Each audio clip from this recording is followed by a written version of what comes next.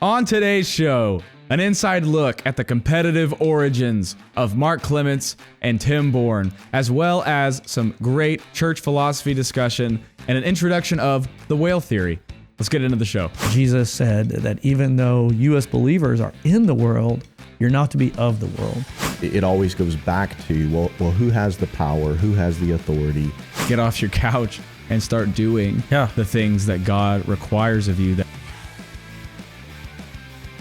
And welcome to another episode of the Bourne and Raised podcast. My name is Jordan Bourne. I am the worship pastor at Genesis Metro Church. And today I am joined on my left by the man who has ran 18 marathons, including the Boston Marathon. He's read more books than I've seen movies. He's riding high off of a Dodgers World Series win. You might have seen him at any local FC Dallas game. Executive pastor at Genesis Metro Church, Mark Clements. How are we doing today? Man, I'm doing so good.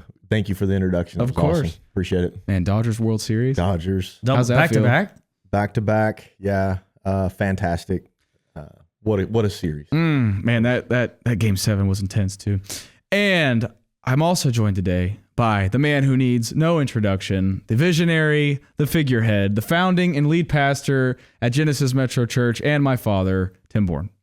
Hey guys, very excited. Had some time off. We'll get into that in just a moment. But it is great to have great teammates. And Mark is our newest teammate, and he's one of our executive pastors, and he's a fantastic speaker, and he served in my stead on Sunday, and I can't wait to get into it. It seems like it was an exciting Sunday for everyone. Yeah, it was a really great week for a lot of reasons that we'll unpack. But as you mentioned, you were not with us. I think you had some much deserved time away after a very taxing, I guess we could call it, sermon series, and prove me wrong. But you were doing something you love. And we haven't really got to unpack this yet on the podcast, but why don't you tell us a little bit about your weekend? Yeah, so I've been fishing competitively for several years now, and I've been fishing competitively against myself for about 14 years. It's just that fishing tournaments are usually on Saturdays, and for pastors, Sunday is always coming. So you have to decide how much energy are you going to give away on a Saturday, and is it going to cost you on Sunday? And if it does, then you can't do it.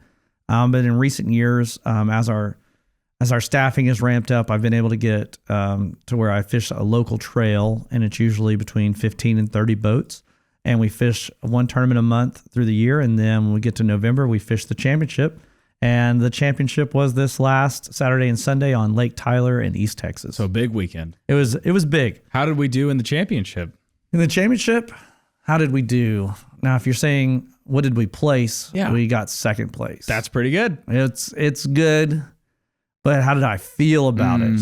I didn't feel. Did you feel like Ricky Bobby a little bit? Yeah, I always feel like that. Okay. You know, there's no room for losing, and.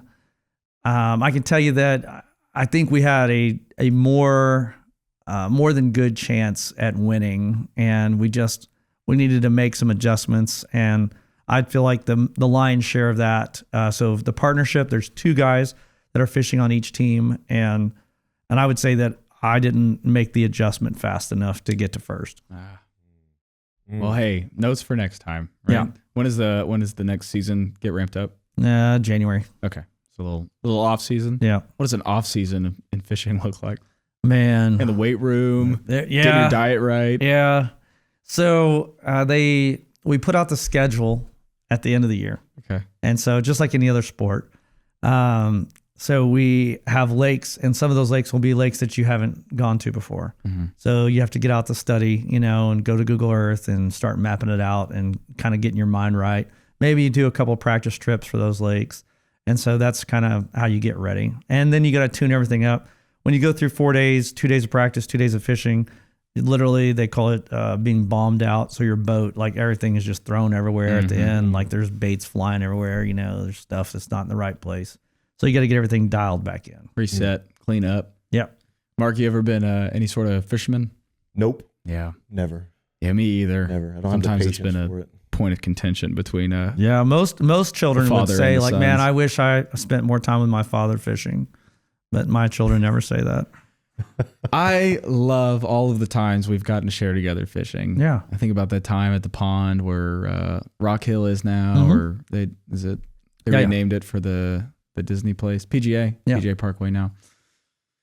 Yeah, it's just sometimes fishing is like the whole day is fishing. That's a lot. It's a lot to wrap my head around. You know, it's a lot of casting. So imagine if you're out there that you're gonna go be on this boat for hours and hours. Let's call it 6-7 hours. Right. And it's 8 hours for a tournament. A fun day of fishing can be 15. Okay.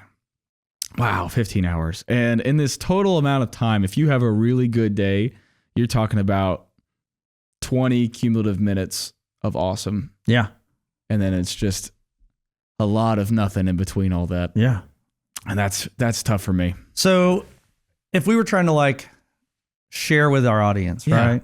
I think that would be the best part of this particular segment. Like, what is it about fishing that makes, I call it the sickness. So once you have it, it's kind of like the Walking Dead after you've been bitten. You know, you are willing to endure pain. That's all it is. Okay. Is that you have to love pain, and it's masochistic. It is. And I think that in a lot of ways, it's like chess, that a protracted battle is going to be, you know, a 4-hour, 5-hour chess match. Some famous chess matches have gone longer than that aren't on the clock. And for what? One person is going to go away from that saying that time was worth it because I won. And the other person is going to go away saying, man, I used all that time and I still lost, right? So in fishing, I think that the sickness is that the glory of the catch is worth all the pain of the cast.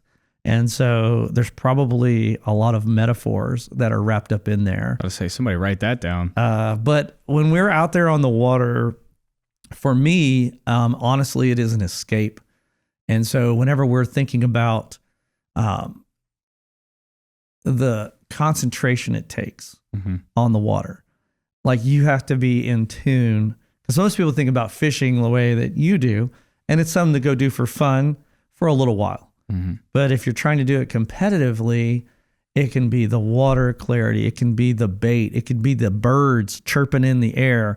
You go out there on a day where there's no life, it's going to be a bad day.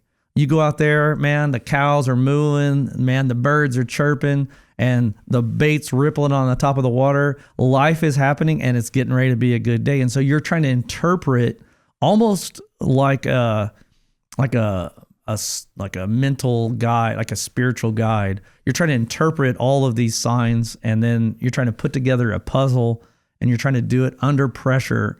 And everybody starts off with the same amount of pieces, and it's who can put the puzzle together the fastest. That part is what intrigues me the most, is that on a day that we do well, it's like, man, I get the satisfaction of knowing that everyone had the same opportunity, but somebody didn't put it together faster, and I was able to capitalize on that. And to try to trick an animal into biting a plastic Just lure, swimming up there and grabbing it. yeah, then like, and you don't see it, and so you're casting always in faith, and then you're counting on your invisible skill to make this creature react in a certain way.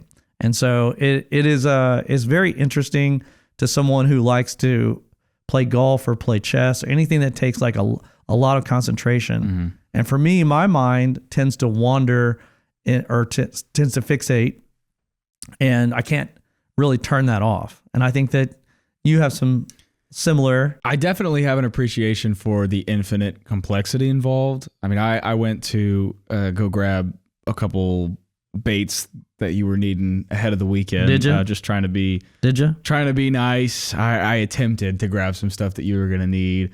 If you ever just want to find out about a whole new world that you don't know about, go to Shields and go up in that fishing section and just look at the rows and rows and rows. There's all these different variations. They all look the same, but they're not the same, of different lengths, different shapes, different colors. You got like green pumpkin, you got cracked pepper, green pumpkin, Yeah. chartreuse, Yeah. shad, Yeah. everything. Whopper plopper Yeah. is a different kind of thing. Yeah. Alabama rig, California rig, Texas rig, Carolina rig. Yeah. Are you a fisherman? Dude, No, he's just making stuff these are up. all some. buzzwords that I've just picked up listening to Sounds him like talk. you know a little something. So yes, and all of those, and I've heard you speak on this too. All of those different combinations of different types of baits, different colors, are all utilized depending on, as you were saying, the signs that you're reading, and so identifying essentially what the variables are, and then trying to find the solution to the puzzle. I do appreciate that. Yeah. I'm just at this point in my life not willing to commit to figuring it out. Yeah. But maybe one day. Yeah. If I was on the Maybe one boat with PT for 8 hours, 7.5 hours would be me detangling the open face reel. Like I never got a handle on that. I would just be sitting there unspooling. the backlash. I would get on his That's nerves called backlash? so fast. Some of, how I mentioned Now, some if of you the give best me one memories. of those Zebco button reels, Some of the worst memories are when Yeah. I'd backlash while we were fishing together. Well, there's a lot of things there. A lot of things there. But to wrap up that part, it's just that you have a lot of satisfaction when it all comes together. But most of the time, just like in golf, you're going to lose, and then you have to say, "I'm willing to just keep going back for more." And so, that was the tournament. We had a fantastic showing, but my partner largely carried us, and so that was why you have a team. I was able to break down the lake, but then I was not able to make them bite. And so, for all those people that are watching out there, you can go fishing, and then there's my type of fishing. And the reason why mine works is that it actually is my escape when I get to turn off all the thoughts that are going on. Because when you're that dialed in, you have to focus, and there's some freedom in that fixation of getting to focus on just trying to catch this fish. And I think that's why I like it. Yep. Love it. Well, while you were out on the water, we did a little church on Sunday, and Mark, it was great hearing from you this week. I know that just all the people I interacted with throughout the Sunday morning had glowing reviews, myself included. So we'll get into Sunday message a little bit too, but I was going to ask you, for anybody who might not be familiar with you out in our audience, I know you've known PT a long time. Just how long have you got? How long does this thing go back? Man, you two. I've tried to do the math, and I'm having trouble. Just memory. You know, this is before cell phones. Are you saying we're that old? Well, I'm saying that we met before we had cell phones in our pockets. Oh yeah, We'll just say it like that. long time. It's been a long The time. internet 90s. wasn't invented. Right? Thank God it is. Did y'all know each other before you guys were married? Yes. Oh wow. Yes. Okay. So here's my story on PT. I heard him preach at a church camp. Okay. And I don't know how old he was at the time. He was probably 17, 18, kind of coming on the scene, preaching around. And I was like, man, this guy's a good preacher. Thank you. And then I didn't see him again until we went to a college retreat, the same college retreat. And we were playing, before everything got kicked off, we were playing a pickup game of football. Nice. Just for fun. Just for fun. It was tackle football though. We didn't do any of that touch stuff back then. So we had a pretty good team. I was a student at University of Arkansas Monticello. Oh. You were a student at Henderson State at the time, and our little squad from UAM was tearing them up. It's for real. It was for real. Okay. So we were dominating. I was playing receiver. This is the way I remember it. He may have a different take. That was what was happening. We were dominating, and Pastor Tim was playing secondary. I was playing receiver, and I was catching everything. Just one hand, whatever you can imagine. backflip in the end zone. Whatever you can imagine. Mossing dudes. I was doing it. I love it. I was doing it. Well, Tim got a little upset at the domination. If you didn't know that about him, he does not like losing. He doesn't like getting second There was place. a problem, and it needed to be solved. Well, so here's how he solved that problem. One particular 6'2" problem. Yeah. And he solved it. He solved it. I went out for a little post across the midfield for a catch, and before the ball even got there, I would say it's probably 5 feet away, and I'm fully extended in the air to receive it. Yeah. The next thing I know, I'm on my back, and I look up, and here's Tim standing over me, and I was just kind of like, "Bro, what? Too far. What's going on?" Yeah. And then Tim gets in my face, and he says, "What are you gonna do? Throw a flag?" Like, that was it. What are you gonna do? Throw a flag? Like, and I was like, "Well, no, it's not that kind of game." No. So that was my introduction to Tim Bourne at a personal level. Highly competitive. Yeah. Highly competitive. And I would say in those younger years, for sure, I did not know how to regulate that. And so once we got to a certain level of competition, I felt like we're trying to always climb higher, and that would cause a lot of conflict. It reminds me of dreaded pirate robbers. To the death, to the pain. To the pain. So on that particular day, Mark is a humble person, but he was a freakish athlete, and so we were talking. I remember us getting together, and I was like, "Why are you letting him catch the ball over the middle over and over again?" It was like a team meeting that y'all had. And they were like, "Did meeting you of see one." him?" He's like jumping up, and I was like, "We'll fix it." We'll fix it. Now, I did not mean, obviously, to try to hurt him or anything. I just wanted to stop him. Yeah. No, Right. I didn't get hurt. Yeah. Didn't get hurt. Just think twice about it. Was pass coming over the interference. middle. But a couple years man. later, we were out of college, and I was sitting in a seminary class, and I look up one day, and here comes Tim Bourne walking into the seminary, and my initial visceral reaction was, We were still in that field. "Yeah, what is this guy doing here? Jerk. Why is he here? This is about to be bad." And man, it turned out so good. It was so good. Tim and I started a friendship, and we had a nice little bond where we could enjoy our competitive natures, and we would go find a gym, play basketball, play volleyball, play golf. And the way I remember it is, whatever sport we played, if I beat him, he would suggest a different sport. Let's try this. So that's the way it was. I'll never forget, we played basketball, and then one day in class, Tim looks at me, he's like, "Have you ever played racquetball before?" Yeah. And I was like, "I've never played racquetball in my life." He's like, "We're playing racquetball tomorrow." And so we go down to the First Baptist Church. They had a racquetball court, and we played. I learned how to play racquetball, but he dominated me. And he relished in every I don't know. moment. That feels like a win, though. Yeah. Like the major sports. Yeah. That's kind of. I will to say decide. this: it's very rare that you find someone that is a multi-sport person. So, we played volleyball, basketball, football, racquetball, golf. I think we played tennis a couple times. We played darts. You're a great tennis player. I played a little tennis in college. Did we play tennis? I think we might have played at least one. If we played tennis, then you learned a lesson. Yeah. I played tennis too. But anyway, I'm gonna re-remember it's like, look at these two that I guys. won. Like, how many people play like 6 sports? Not a Yeah, lot of people. Yeah. I don't know if I've had any friends I've played that many sports with. Yeah. The best part was teaching Tim golf, because he didn't play golf. And so I got to. I hated that. He got dominated on the golf course. Yeah. But then the next time I visited the Bournes, You had put in the work. He had put in the work. He was like, "Let's go play golf." I was like, "Okay." The long game, baby. I might have waited 15 years for this moment. But I'm going to own you today. And I haven't beat him since. Oh, that's awesome. That's awesome. Maybe one day soon we need to bring back the old GM golf tournament. Yeah. Well, Mark, you joined us over the course of the summer, I think. So we're coming up on probably 6 months, close to 6 months now.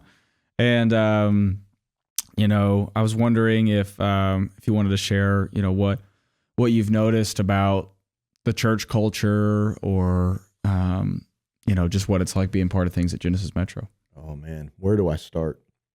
So little backstory to kind of wrap a bow on that last conversation. Jenny and I were married in 1996. I think Tim and Carrie were married in 1997. Is that right, PT? 97. So we were all at the seminary together, became good friends, hung out quite a bit, waited tables at the same restaurant. I mean, we had a great friendship. And we made it a habit. Jenny and I became missionaries as soon as we left seminary. And so we would visit a lot of churches. We always made it a habit to stop by with the Bournes. They were very hospitable. We would always hang with them, stay with them, eat with them, cook with them. And so I've been able to see from afar, I guess if you could say it like that, what God's been doing in and through you guys. We share a lot of the same frustrations in ministry in times past. So the opportunity to come on board Genesis Metro for my wife and for me, it's one of the greatest privileges is the way we see it, because we've known, like I said, we've known the Bournes a long time, but we've also known Genesis Metro. We visited the church several times when it was in the elementary school, and of course several times at the other side of town. And we've always been in love with the freedom of worship, the freedom of that's found in the grace of Christ. And Tim and Carrie introduced us to that mindset, and it's kind of been an ongoing journey. And one thing I noticed at Genesis Metro is that culture of grace is top down, and it goes all the way to the bottom. And so the opportunity to come to plug in, to maximize our talents and gifts, whatever we have that God has given to us, and the freedom to do so is very refreshing. It's the highlight of my ministerial career. Yeah. I don't have any problem saying that right now. And so every day for us, I think it's been closer to 5 months, maybe 4.5, something like that. But for us, we're still, it's kind of like honeymoon, right? Every day is the best day ever. And to be able to come to the office or come to the church, whatever it is, to be able to go have coffee. I've never seen a church that is as strategic as Genesis Metro in prioritizing gospel conversations and gospel relationships. The level of effort and expense and discipline that goes into just sharing the gospel with people, that's the main thing. That doesn't exist, at least in any church that I've ever been a part of, even few churches that I've observed. And so being a part of a church that prioritizes reaching people with the gospel for any cost, for any discomfort, is been super refreshing for us.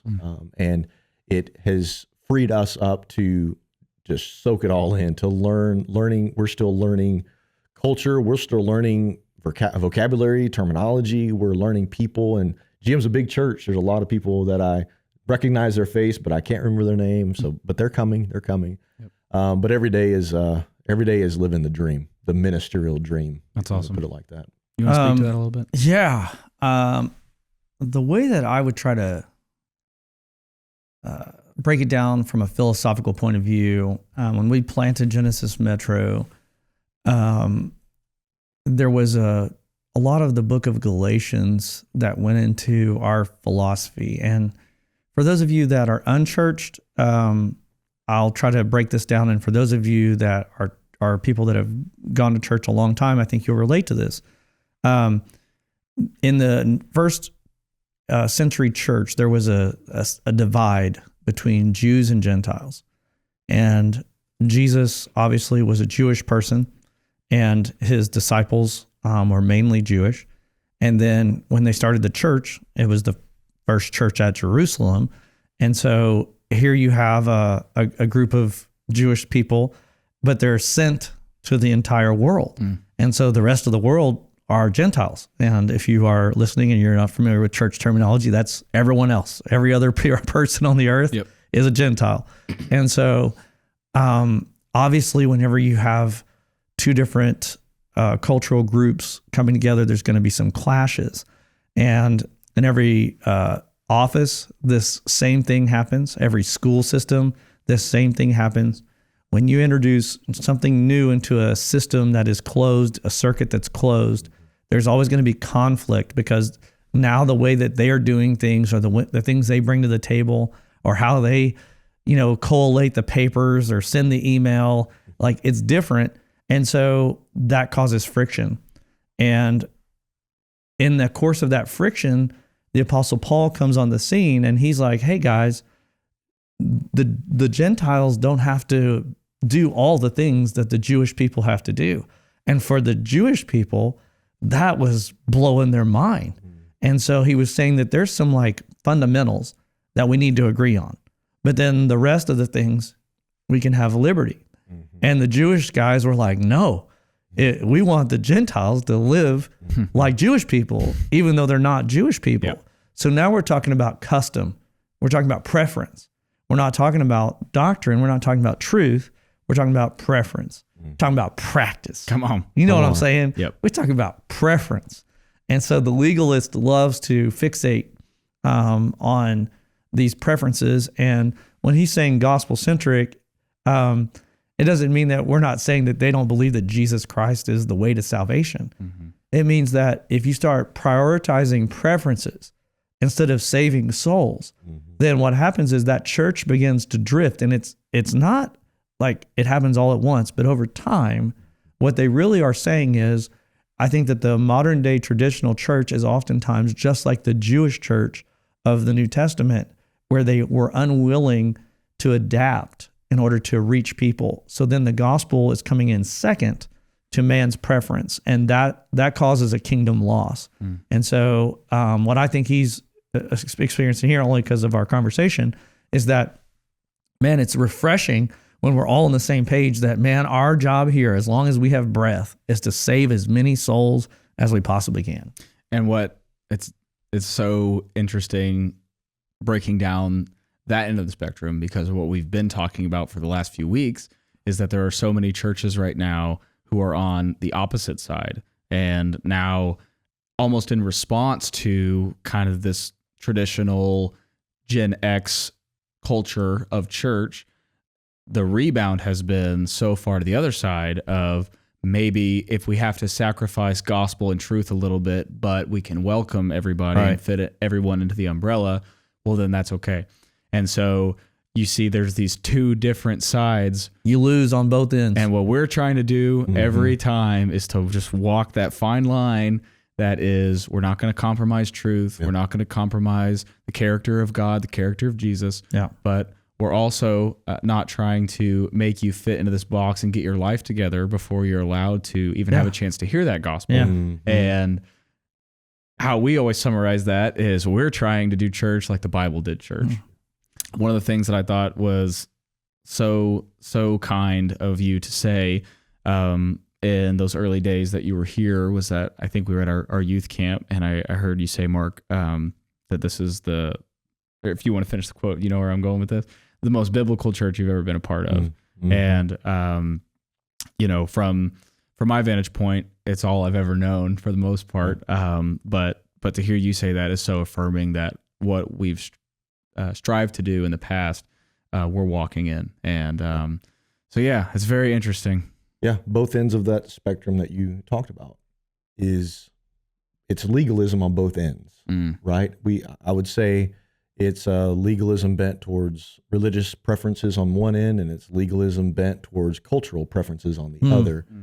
And the church that finds a sweet spot in the middle, where there's always a seat at the table for anyone who wants to come and be challenged and learn the truth and get their life together, that's priority, right? So when I say, I think when I said that comment, in my mind, there were probably 100 different ways where I would say this is the most biblical. But the preeminent way is when I read Acts chapter 2, when I read the first church, baptizing people, welcoming people in, and seeing life transformed right before their very eyes. What I don't see is, I don't see a definitive structure. I don't see a system that is designed to preserve power and authority from a few people. I see an open-handedness where disciples are being made and then they're being commissioned immediately and they're turning the world upside down. Yeah. And that's probably the most primary way that I meant that statement, that this is the most biblical. It's loose. Yeah. If you want to use that word. I call it flat. Flat. Yeah. There's not a hierarchy. There's not, because Christ is king. Christ is preeminent. His authority is what we operate under. And so there's not a vying for more power, more decision-making, more titles. That doesn't exist. And I'll just go on to say what I've observed among the staff at Genesis Metro in these last 5 months or whatever it is I see a team of gifted but also passionate people who are willing to step in at a moment's notice to do anything, anything.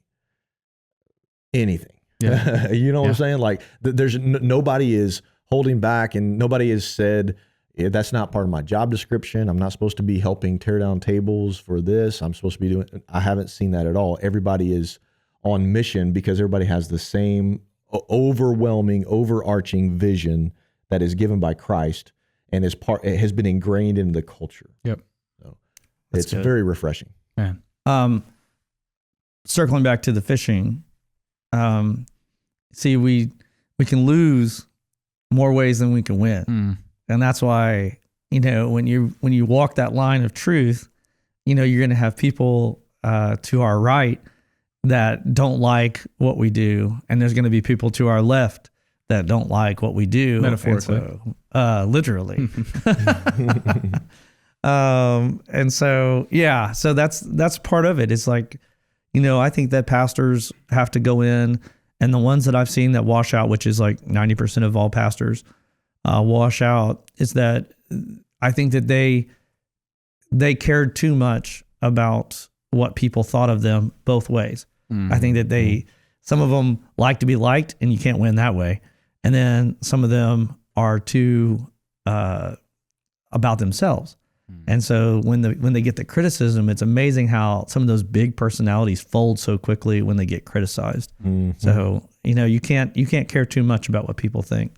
I think a lot of it, and this is probably a different conversation for a different day, but a lot of the burnout that I see is related to the system that ministers find themselves in.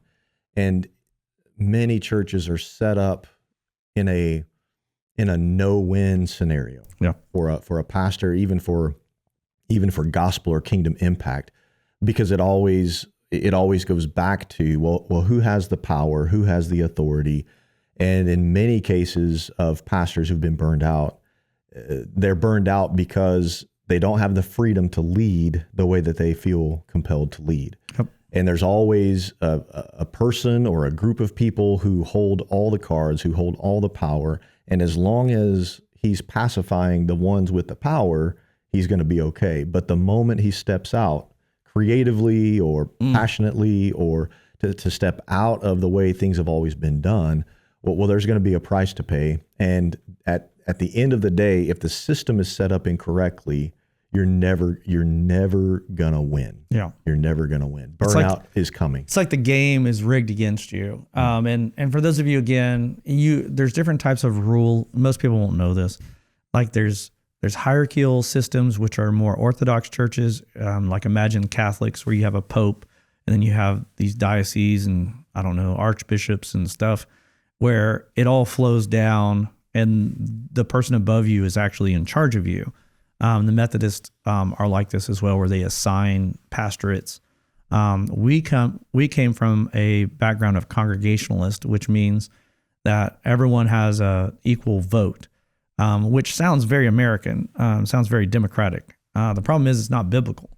And so we would literally have people that could raise their hand in a meeting and vote or call for a vote on whether or not you could be the pastor still. So like if 51% of the people there, so wild to me. It's crazy. It's just crazy. It's like a world I just have never been part of. And to most people, honestly, they don't fully, I think, believe like this exists because it's so backward and awkward. And again, it's a noble thought, right? That we're all equal, but the Bible doesn't say that when all these new people come into the church, even if they're immature, let them be in charge. That'd be like a guy that started a business and becomes the CEO, and then the help desk is sitting at the board meeting with an equal vote to the CEO. Well, the reason why he's the CEO is because he built something and that he proved something.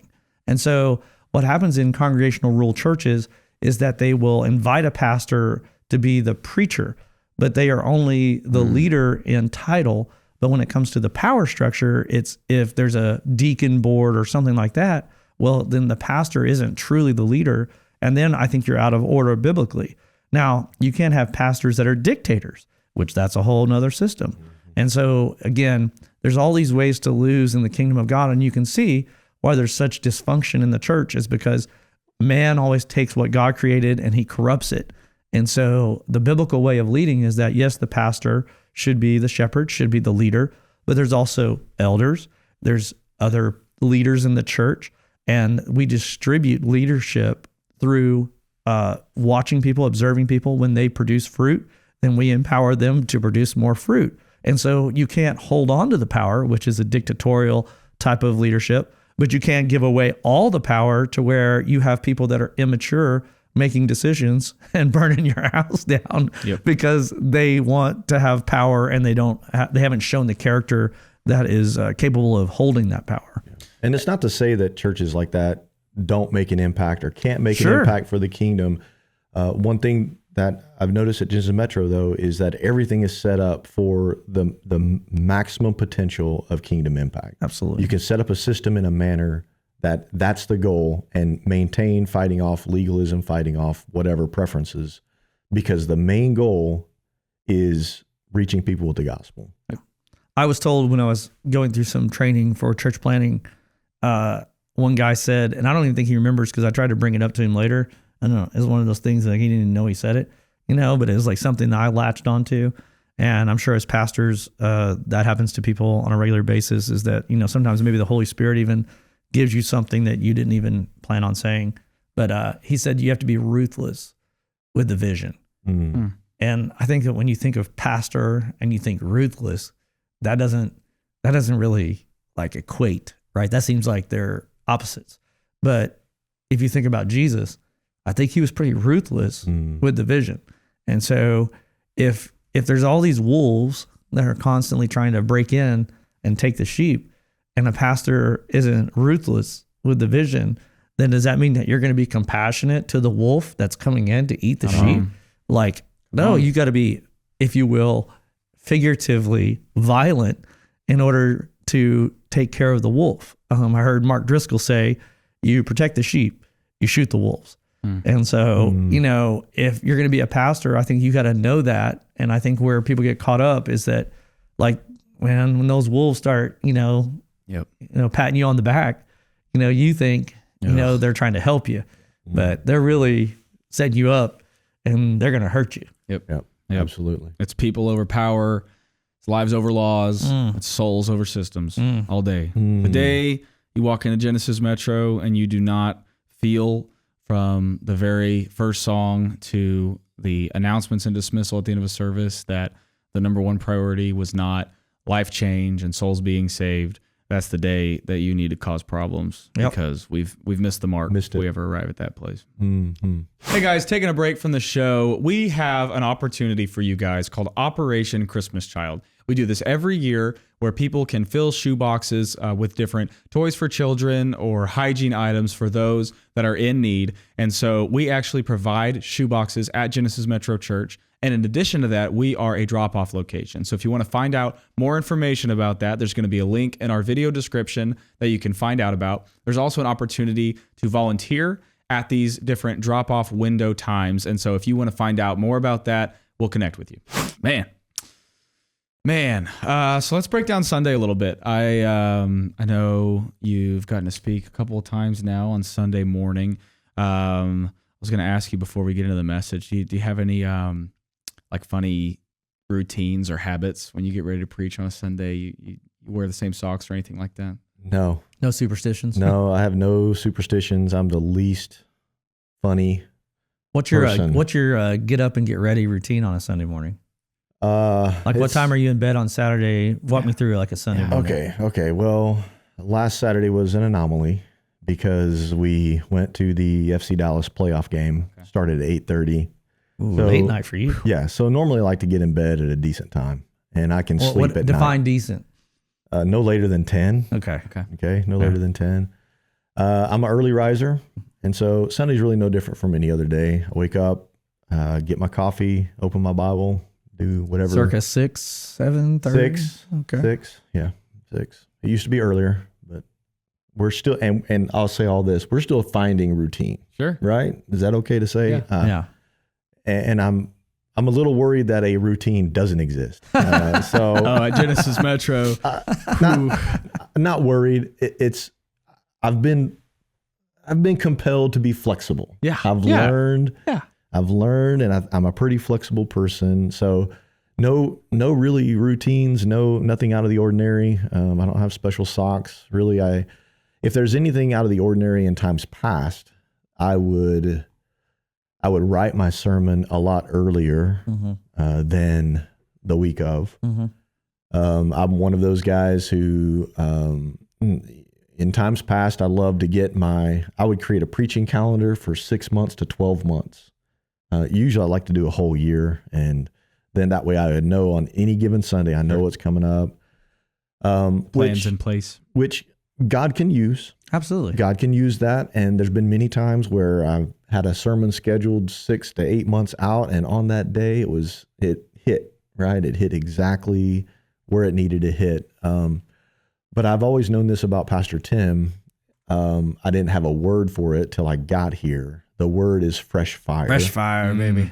I've always known that about him. That for a little while. Yeah. Well, that's eye-opening for a lot of people. And essentially it's a commitment to prepare in the moment to, again, it's visionary. It's attached to the compelling vision, to be able to craft a sermon that is explicitly and exactly for whatever is going to be there on that Sunday morning, whoever's going to be there. What are people talking about?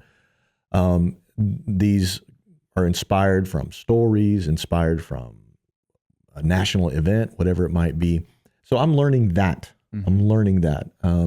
That's new to me ministerially, and I know that there's value in that. There's a huge value in that. So this past week, was able to meet with some of the men's staff on Tuesday, and we had a little sermon lab, and man, that was the best thing ever. Yeah, because in my background, one thing you don't have is teammates, right?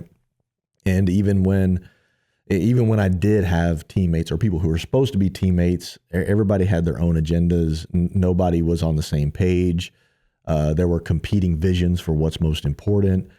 And so to have a team, right? Have a group of guys who are knowledgeable and their boots on the ground in all the different areas and ministries, and to get their feedback from the text was eye-opening and very encouraging. And it gave me everything I needed to step into that position yesterday. Yeah.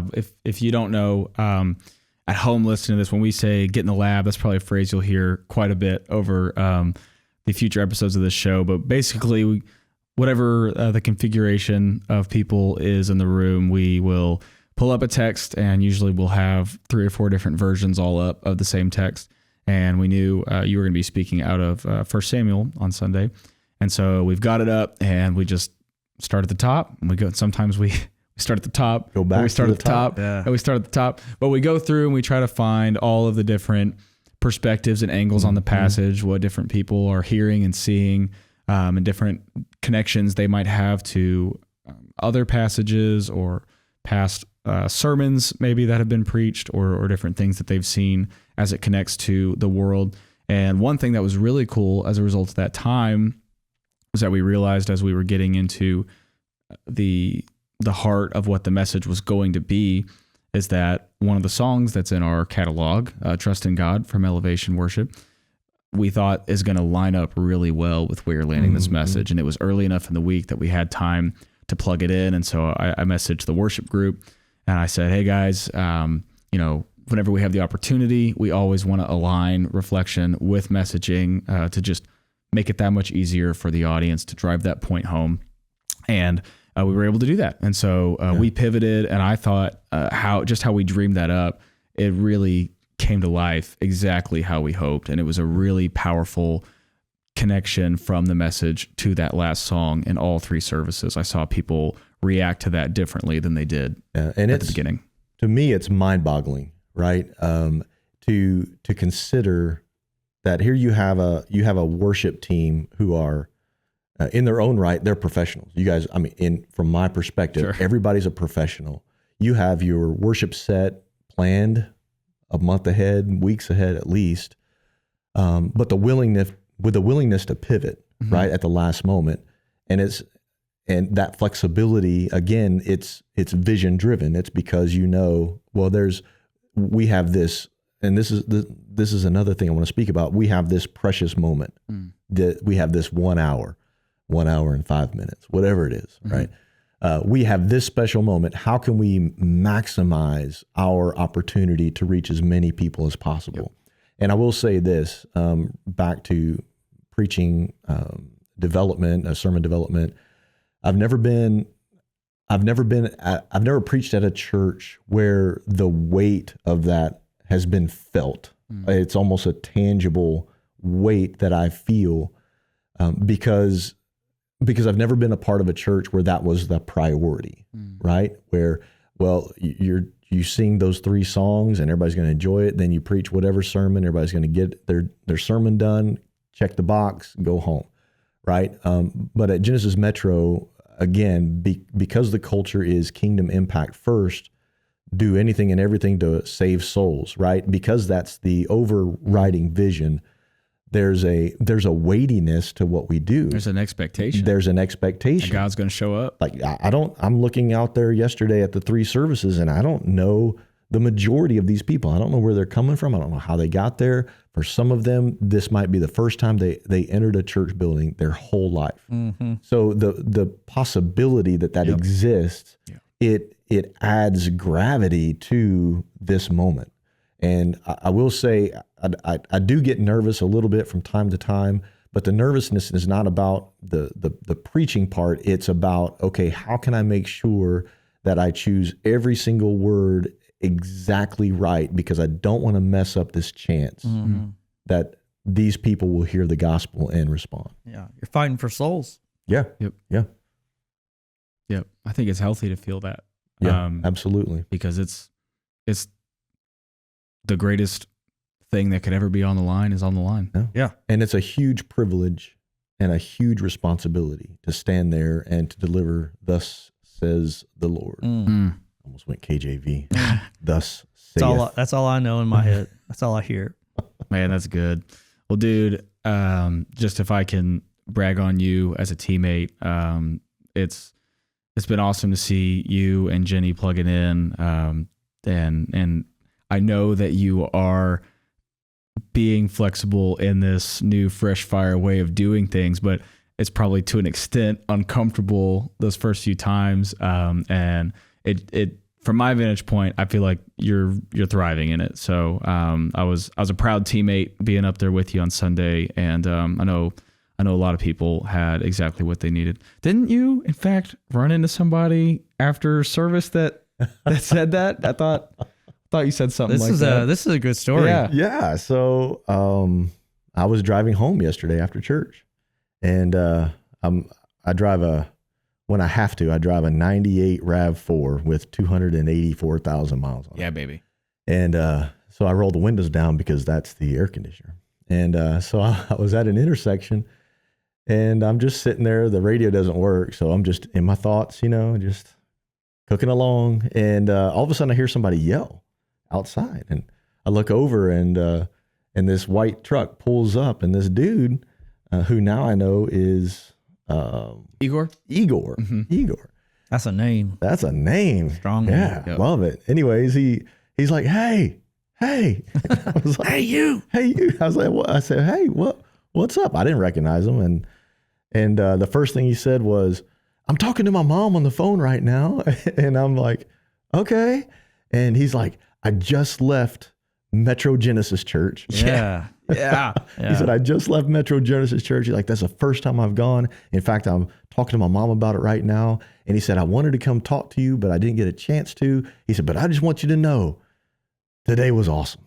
That was a great sermon. It's exactly what I needed. This church is exactly what I needed. And I was like, right on, bro. Yes. Let's go. You don't get that too often. That's why we do it, man. That's why we do it. It was good. I was just like, what's your name? So I could try to track him down later. It was wonderful. Thank you for tuning into the podcast today. If you live in the North Dallas area and you do not have a church home, we'd love to invite you to Genesis Metro Church in Frisco, Texas. And if you live out of state or out of town and you'd like to tune in virtually, we'd love to welcome you to our virtual community. You can go to genesismetro.org, or you can just click on the link below and watch any of our services live. And there's a complete archive of all of our messages that you can go back, and they will help you grow in your Christian faith. Thank you so much for watching with us today. All right. Well, our last segment that I think we were going to cover today is the concept of whale theory. This is something PT sent over to me this morning, and I think we're going to throw the video up, and then we'll give you our thoughts on it. Let me tell you something. I learned a fact the other day that blew my mind. Do you know how most whales die? They drown. They spend their entire life living in and swimming in a world that eventually kills them. You know why that is? Whales are mammals. Most mammals walk on the face of the earth, but the whales live in a world that they are not of. They are in the water, but they are not of the water. So while other fish can swim around for their entire life with gills breathing in the water, the whale has to come up out of the water to live. There's a life source that is not in the world that he lives in, that he needs access to. This is gonna go over some of y'all heads, but I'm gonna just say it and be obedient to what God is telling me to say. You are in this world, but you are not of this world. And I'm saying this because there's a lot of y'all who are like, yo, Russ, I'm working on my mental health. I'm working on my physical. I'm getting more rest. I'm eating right. I'm working out, but I still don't have peace. It became apparent to me that we are unaware of our needs. We know if we're hungry, we know we need to eat. We know if we're thirsty, we need to drink. If we're tired, we know we need rest. If we're stressed out, we know we need to work on our mental health, but you are completely unaware of how to tend to your spiritual needs. You are not just a mind. You are not just a body. You are a spirit wrapped up in the flesh of a man and a woman. And in this life, you need God. There's no other way around it. You need God. You need to pray. You need to worship. You need to seek his face. You need to read your word, because in this life, if you don't learn how to come up for air, you will drown. Man. Wow. That is good.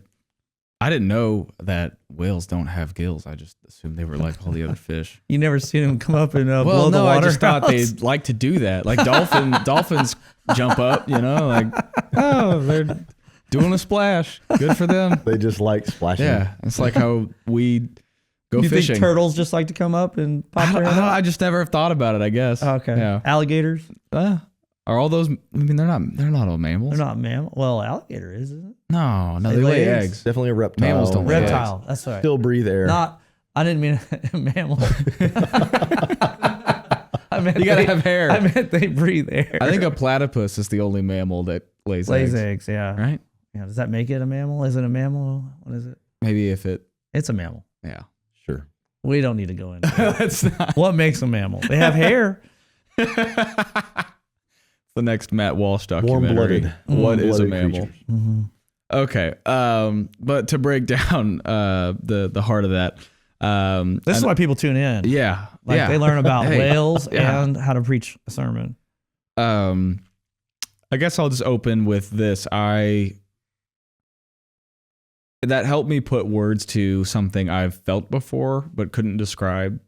If there have been seasons that I have not been disciplined in some of those habits he mentioned there at the end, being in your word, being in prayer. I don't know if he mentioned this, but another way that I spend time with God is to go and listen to worship music that is not stuff we do, not stuff I'm familiar with, and just express through that medium. And when I have not been good about that, it does start to feel like drowning, which is the analogy he used.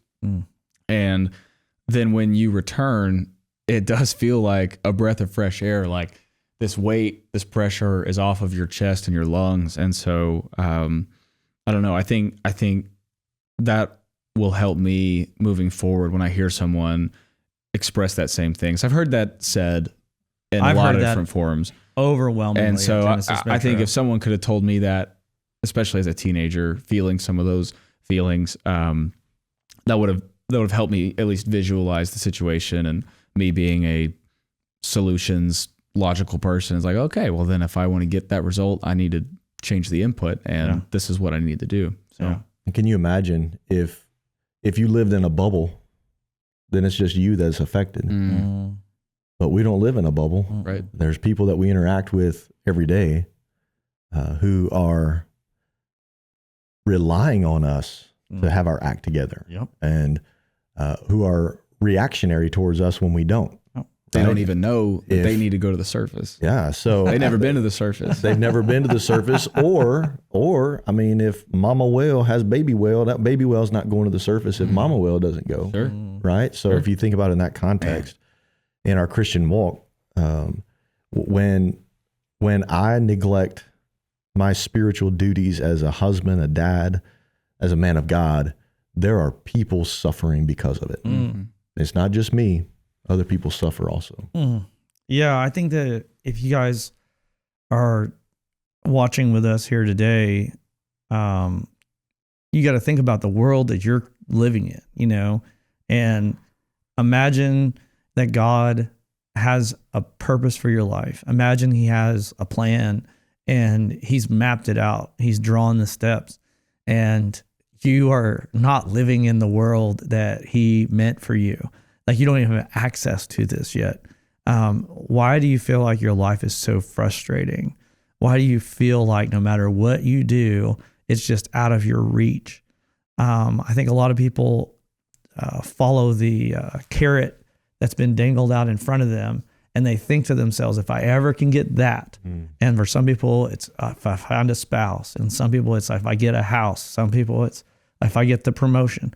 And only to realize after they've used not just a year, they've used decades of their life, and they finally get to that place that they thought would bring them the satisfaction, only to realize that it doesn't. And I remember Deion Sanders talking about winning the Super Bowl, and he's holding the Lombardi trophy, and he felt nothing. So all of his life had been lived up until this moment, and he thought if I could get that, it would bring what I wanted. And then that's when he became suicidal. And so imagine we look at people all the time and we say to ourselves, if we had that life, and the reality is it doesn't matter how successful you are in this world, that you are literally drowning. And so what we're trying to convince people of through this podcast, through our church, through every day that we live, is that there's a better world. There's a better world. And Jesus said that even though you as believers are in the world, you're not to be of the world. And this last series, I think that defined that pretty starkly. But if someone is out there and they're trying to think about, like entertaining God or, thinking about becoming a believer, like what would be the distinction is that you become other focused. And so I think the world in our culture today teaches us to be self-centered, and everything about God is other-centered. And so it's God first, it's other second. And living like that is a kingdom perspective. And to me, the way that we're meant to be, like the culture, the world that we're meant to live in, is to be other-focused. And when you are self-focused, then you can't be in the world that God's called you to be in. Right. Yep. And Paul reinforces that in Romans, do not conform to the pattern of this world, but be transformed by the renewal of your mind. And again, back to that whale analogy, I just picture that coming up to the surface, returning to the well of what God's will is. That's that renewal process. Right. And then you're going to be able to test and approve what is God's will. because his voice will be present in your life for those things. When you are trying to discern the will of God, when you haven't been talking to God, that can get sideways real quick. And it's so important for people to understand that it's not just a one-time experience. It's not just a one day a week experience. These are habits, disciplines. I think in our Rooted discipleship study, they call them rhythms, right? Establishing rhythms. Like it can get droll, it can feel like you're in a rut, but there are certain ruts that I don't mind being in. If my life is boring because, and it is. Because you're making disciplined decisions. Because I wake up and I do the same thing every single day until I die. Yeah. That's might seem boring to people, right? But the truth is, I don't want to know what kind of person I would be if I didn't do that. And I don't think anybody around me would like that version. So these are routines, these are habits, disciplines. I believe that verse has the implication of keep on renewing your mind. You got to keep going back. You got to keep going back. It has to be habitual. That's good. And then I know you had some thoughts on Abraham you wanted to share on this as well. Yeah, so I'll just read this. It says in Hebrews chapter 11, verse 8, by faith Abraham, when he was called, obeyed, and set out for a place that he was going to receive as an inheritance. So he was leaving the middle of nowhere, Ur of the Chaldees, and going to the place that God said would be his future. He went out, and even though he did not know where he was going, and man, like that's the beauty of living for God, is that a lot of times if you walk with God long enough, you'll realize that it's not that he likes to keep us in this position, but I think that he teaches us through the position, do you trust me? Even if I don't tell you how it's going to go, you just got to trust me. And Abraham is an incredible example of that. Verse 9 says, by faith, he stayed as a foreigner in the land of promise, living in tents, as did Isaac and Jacob, co-heirs of the same promise. So if you're, again, not a Christian and not familiar with the Bible, these are the patriarchs of the Bible. So Abraham, Isaac, and Jacob, that's three different lines. So grandfather, father, son, if you want to think of it like that. It says that they were co-heirs of the same promise. So the promise that he gave Abraham, he confirmed to Isaac and to Jacob. Verse 10, the payoff of in this world, but not of this world. He says, for he was looking forward to the city that has foundations, whose architect and builder is God.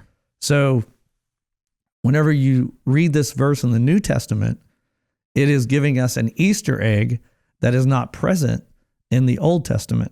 So nowhere does it say that Abraham was looking for the city of God in the Old Testament. He doesn't say it out loud like, you know what? I don't care about anything on this earth. I'm looking for the city that God is building. But in the New Testament, it gives us commentary on what he was thinking in the Old Testament and the reason why he could be so faithful in the midst of becoming a nomad. So he went from a very wealthy person who had an established home to following after God and becoming nomadic. And imagine trying to tell your wife, no, we're just going to keep moving forever. And we're going to leave comfort and we're going to enter discomfort, and that's going to become a way of life forever. And it says that the reason why he was able to do that is he had a focal point that was not in this world. It was in the next world. So whenever you're focused on that other world, it allows you to be able to endure, even if it's hardship, even if it's suffering, because this is not the final home.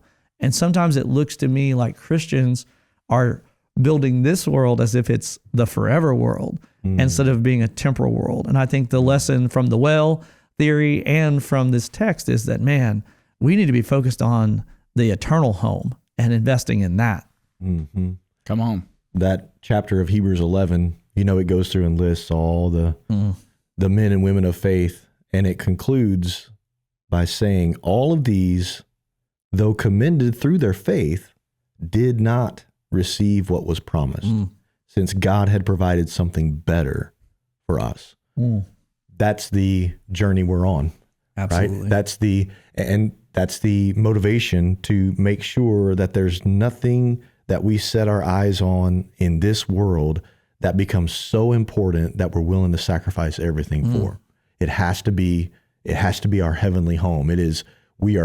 God is preparing us for eternity, and he's preparing us for eternity by inviting the people who need to hear about it, right? To join us there. We're not going to get everything that we think we need and think we want in this earth. It's not going to happen. So it's incumbent upon us to set our hopes on a higher calling. Well, wouldn't it change your perspective on your stuff? Like when you say your family, that's my wife, that's my kids, that's my money. Wouldn't it change your perspective if it's not? What if God gave you that bride, but she belongs to him? Exactly. You know, what if those kids, he gave you those children, but they belong to him? What if the money, he blessed you with that money, but it belongs to him? Wouldn't it change your perspective if you were living for a city that you know who the owner, the architect is, and it's God, and then you lined your values and your beliefs and your actions up with that system? Because I know when I make mistakes, whenever I get caught in any kind of sin, or I just lose focus or lose fire or anything like that, it literally is because I start living for something different than that city. Exactly. And when we say we're gospel focused, is because, dude, we want to make heaven crowded, right? Yeah. And so it changes literally the dynamic of how you live, because the value of the dollar, if that's what drives your life, then, you know, you're not going to make kingdom, because there's no sense in what Abraham did. There's no logic. There's no college class that says, hey, build up your family business and then leave it all and just trust a voice that told you that you can't see, you know, you can't touch. Sounds nonsensical. It sounds crazy. But to those that have come up to the surface and have experienced that other world, dude, it makes perfect sense. Oh, it's worth everything. Absolutely. Yesterday's text, Hannah, all she wanted was a baby. All she asked God for time after time was a baby, to the point where she was weeping, couldn't eat, in bitter distress. God finally gave her the thing that she wanted. And what does she do? She turns right around and says, I dedicate him to you. He came from you. I give him back to you. Well, what a heavenly mindset. What a kingdom mindset. And we know how Samuel turned out compared to the children of the other lady that Elkanah married. They didn't turn out so well. We don't read about them, but we read about Samuel. We read about his life and his legacy and the impact that he made. And it's because he came from a home that valued a heavenly vision above an earthly vision. And that's a concrete example that is perfect application for the verse you just shared at the end of Hebrews 11.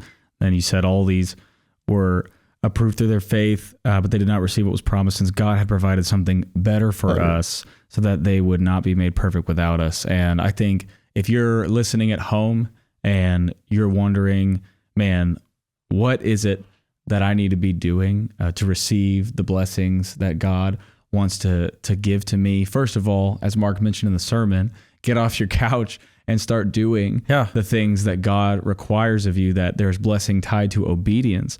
But secondly, what if it's possible that the thing that you're asking for time and time again, that God actually has something better prepared on the other side? And I just would want to encourage you guys in that before we split up today. Anything else before we leave, fellas? Yeah, I think we could stretch that one a lot. I know we're out of time, but you know, what I hear most often as a pastor is they want a complex formula for something that is so simple.